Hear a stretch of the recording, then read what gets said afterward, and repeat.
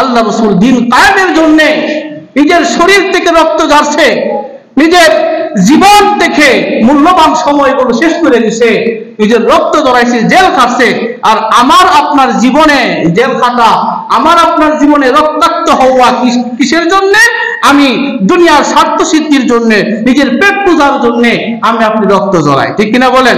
কেউ সন্ত্রাসবাজি করতে দেয় রক্ত ঝরে, কেউ চাঁদাবাজি করতে গিয়ে রক্ত ঝরায়, কেউ লুটতরাজ করতে গিয়ে রক্ত ঝরায়। আর আল্লাহর রাসূল রক্ত ঝরাইছে দিন কায়েমের জন্য। কিসের জন্য? দিন কায়েমের জন্য। আপনি দেখেন আল্লাহর রাসূলের আদর্শের সাথে আমার আপনার আদর্শের মধ্যে মিল আছে কিনা। অথচ আমরা বলি আমরা রাসূলুল্লাহ সাল্লাল্লাহু আলাইহি সাল্লামের উম্মত।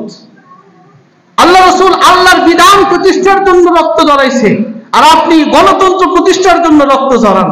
যদি হাসরের ময়দানে জিজ্ঞাসা করে আল্লাহ রাসূল যে বিধান কায়েমের জন্য তায়েফের ময়দানে রক্ত ঝরাইছিল, তুমি সেই বিধান কায়েমের জন্য রক্ত না ঝরায়া, চেষ্টা প্রচেষ্টা না কইরা, তুমি আব্রাহাম লিঙ্কনের মতাদর্শ গ্রহণ কইরা তুমি দুনিয়াতে রক্তপাত করেছো, লুটতরাজ করেছো, চাঁদাবাজি করেছো, তুমি লুটতরাজ হানাহানি অন্যায় করেছো, এই প্রশ্ন যদি কেউ করে হাসরের ময়দানে জবাব দেওয়ার কোনো উপায় আছে?